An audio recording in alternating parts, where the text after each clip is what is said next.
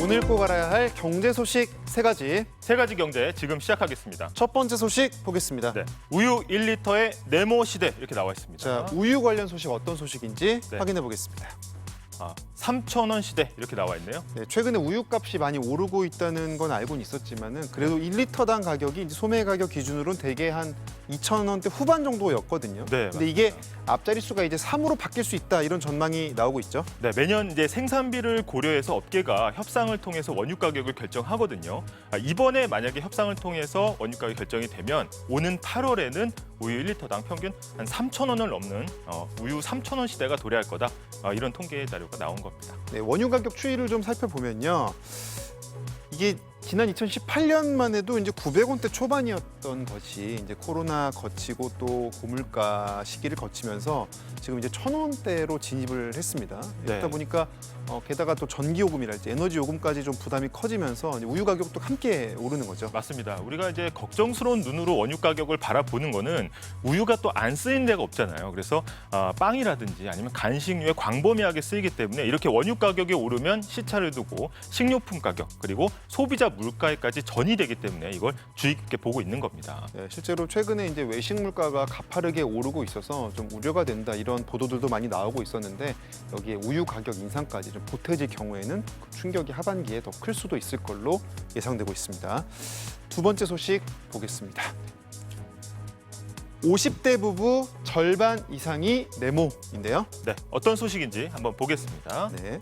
맞벌이다 이런 소식이 들어와 있죠. 네, 어제 통계청이 이제 고용 관련 지표를 내놓으면서 이제 맞벌이 지표들이 좀 구체적으로 나왔는데 네. 50대 부부 같은 경우에는 55% 이상이 맞벌이인 걸로 나타났습니다. 네, 40대 부부도 50%를 넘겼고요. 음.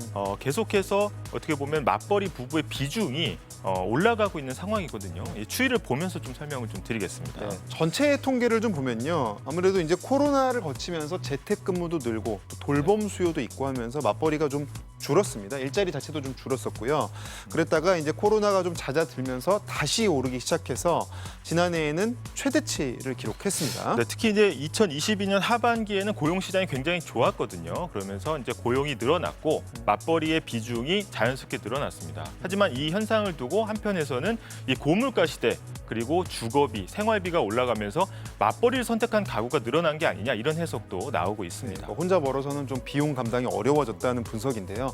어제 1인 가구 고용 통계도 나왔는데 1인 가구도 고용 상황이 꽤 좋은 걸로 나왔죠. 네, 아무래도 2022년 하반기에 고용 호조를 이제 듬뿍 1인 가구도 수혜를 입은 것으로 이제 통계 수치상 드러났는데 아무래도 1인 가구 자체가 늘어난 효과도 있을 것 같고요. 그래서 고용 시장에 1인 가구가 많이 진입을 했다 이렇게 볼 수 있겠습니다. 예, 다만 1인 가구의 임금 상황을 보면은 전체의 20% 정도는 이제 최저임금 전후 정도로 나타났거든요. 그래서 어떤 사회 안전망이나 좀 보호 장치에 대한 어떤 우려와 지적도 함께 나왔습니다. 네.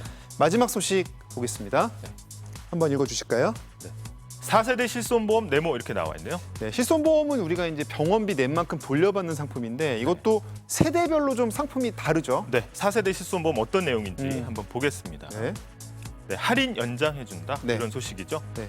세대별로 갈수록 이 실손보험의 보험료는 조금 가볍게 하면서 보장을 살짝 줄이는 이런 4세대까지 이제 실손보험이 나온 건데 이번에 1, 2, 3세대에서 4세대로 갈아탈 경우에 연말까지 보험료를 절반가량 1년간 할인해주는 혜택을 연장한다 이런 소식이 나온 겁니다. 네, 세대별 가입 현황을 좀 보면 왜 이런지를 알 수가 있는데요. 네. 지금 1, 2, 3세대는 보장성이 높지만 대신 보험료도 좀 비싼 상품인데 네. 아무래도 아직까지 가입자 비중이 높고요. 4세대는 전환율이 아직 높지 않기 때문에 이걸 어떻게든 좀 전환시키려는 게 이제 보험 당국의 노력인 거죠. 맞습니다. 근데 당장 이제 보험료만 적게 나간다고 해서 1, 2, 3세대를 해지하고 4세대로 전환하는 거는 크게 유리하지 않을 수 있다 이런 전문가들의 지적이 있는데요. 본인이 1년에 병원 한 몇 번 가는지 그리고 자신의 병력 이런 것들 종합적으로 고려해야 유리하게 보험을 선택할 수 있다고 조언하고 있습니다. 잘 따져보시면 좋을 것 같습니다. 지금까지 세 가지 경제 소식 살펴봤고요. 저희는 내일 더 알찬 경제 소식으로 찾아뵙겠습니다. 지금까지 세 가지 경제였습니다.